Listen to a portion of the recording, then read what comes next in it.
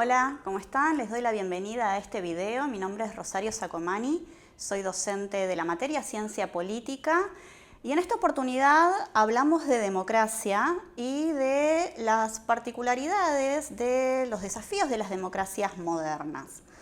Los textos de referencia para este video son el de Linz y el de Welp.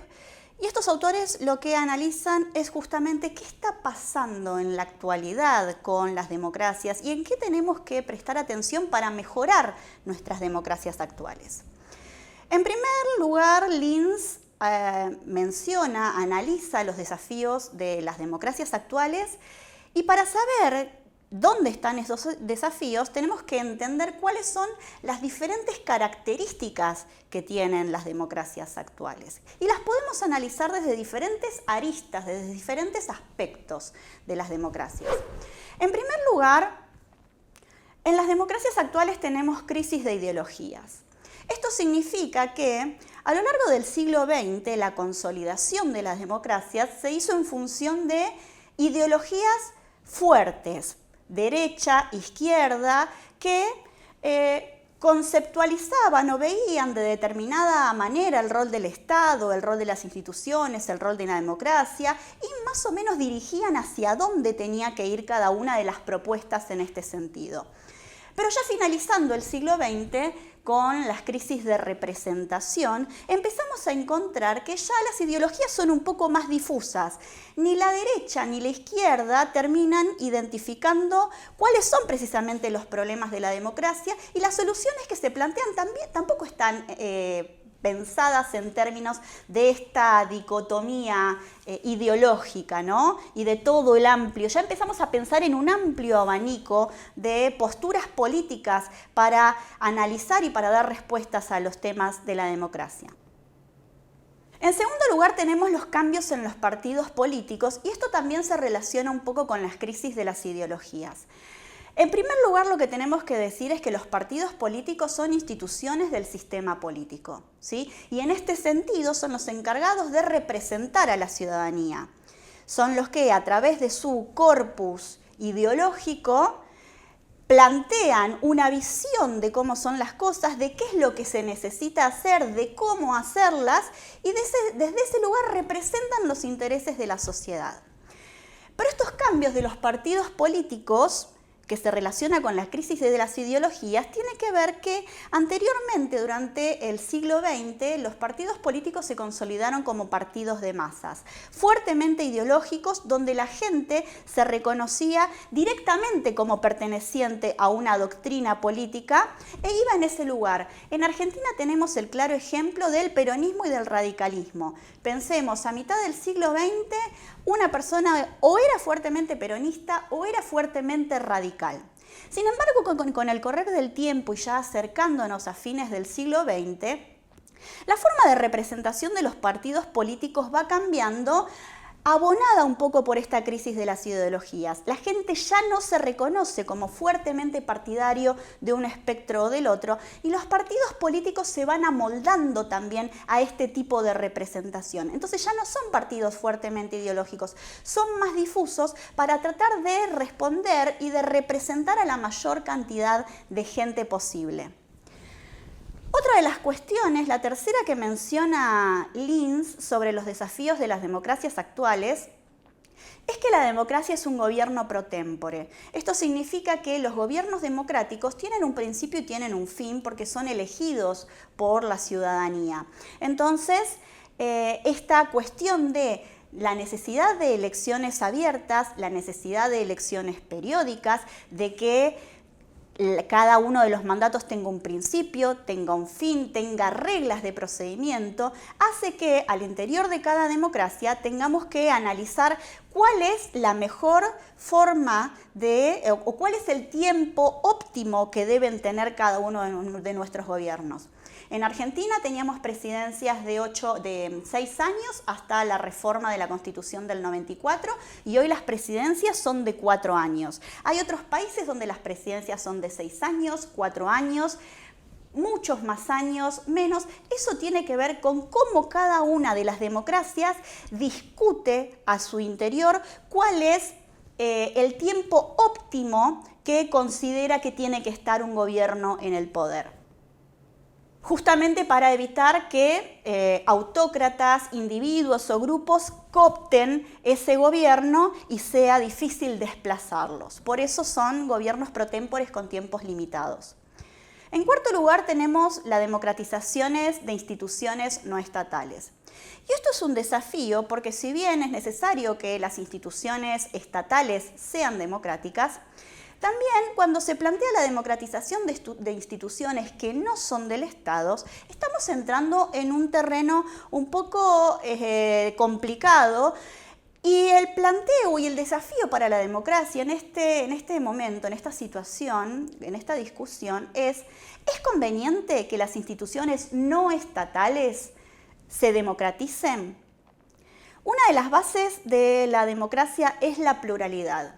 Y justamente la pluralidad de voces, la pluralidad de intereses, el respeto a esa pluralidad, tiene que ver con que las instituciones estatales sean democráticas, pero discutir si es necesario que las instituciones privadas también lo sean, porque no podemos politizar todo lo que tiene que ver con el ámbito privado. Hay algunas que sí sean susceptibles de ser democratizadas y hay otras que posiblemente no. Por eso es un desafío de la democracia que discutamos la necesidad de que esto sea o no sea democratizable. También tenemos como otro desafío que menciona Linz la existencia de élites en sociedades democráticas. Una de las funciones de los partidos políticos es seleccionar a los cuadros para que justamente ocupen esos lugares, para que a partir de presentarse a elecciones, ocupen esos lugares de relevancia y de toma de decisiones. Ahora, el desafío de la democracia es analizar, estudiar, problematizar de dónde esos partidos políticos eligen a esas élites, ¿no? Porque son grupos de poder que salen de la comunidad, pero tienen más poder que la comunidad porque acceden a esos resortes gubernamentales. Entonces, ¿cómo se eligen esas élites? ¿Cuáles son los requisitos que se les piden? ¿Qué tipo de competencias tienen que tener? Si hay un análisis de la idoneidad para que ocupen esos cargos, quiénes sí y quiénes no deben ocuparlos. Todo esto es un desafío y es algo que la democracia tiene que analizar y tiene que cuestionarse todo el tiempo para ir actualizándose también a la coyuntura y a las demandas sociales de cada uno de los momentos que atraviesa. Y finalmente tenemos el tema del financiamiento de la democracia. Y esto para Linz es un desafío porque se relaciona un poco con cuestiones que ya ha mencionado en esta discusión. La democracia se sustenta en elecciones periódicas, que la ciudadanía elija periódicamente a sus gobernantes, por eso es un gobierno pro tempore, que elija a esos gobernantes que salen de los candidatos de los partidos políticos, por eso se relaciona con los cambios en los partidos políticos, con las crisis de las ideologías. Y la importancia justamente de esto es que al necesitar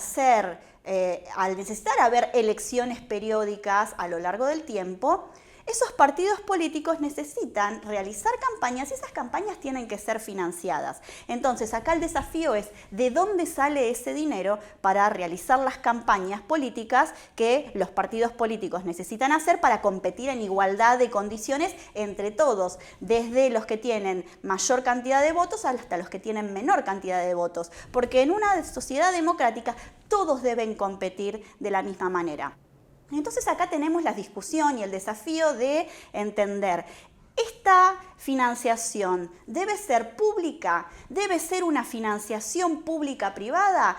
Hay países en los que solamente la financiación de los partidos y de las campañas electorales se hace con fondos públicos.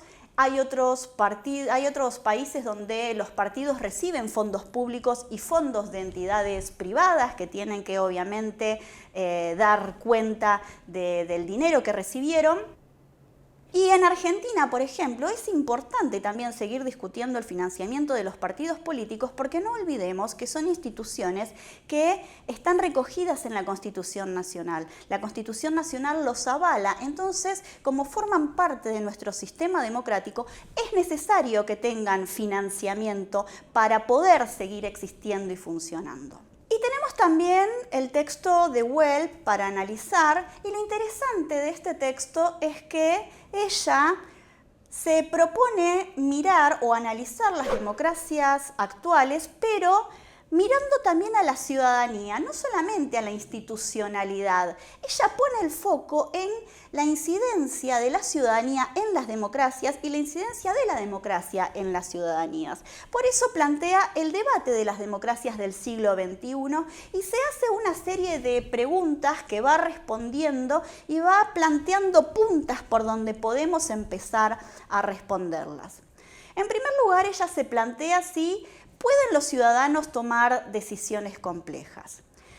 Si nosotros pensamos, por ejemplo, en el Brexit, encontramos que fue una decisión trascendental para la historia de Gran Bretaña, esta idea de salir de la Unión Europea, volver a centrarse en su propio país sin la relación con el resto, la relación política con el resto de la comunidad europea, de la Unión Europea. Y es una decisión que les ha traído muchas complicaciones y muchos desafíos para poder organizarse a partir de eso, la salida, la recomposición institucional. Y fue una decisión votada por la ciudadanía. Entonces, en función de esta complejidad, surge la pregunta, ¿la ciudadanía, que es necesario que participe porque ese es el sentido de la democracia, pero está capacitada para tomar decisiones tan complejas? Esto es algo que nos tenemos que plantear porque pasa todo el tiempo y a diferentes niveles. La cuestión es la siguiente, no es que la ciudadanía no esté capacitada para tomar decisiones complejas. Lo importante es que primero la ciudadanía esté informada de cuáles son las características y las consecuencias de esas decisiones que puede llegar a tomar.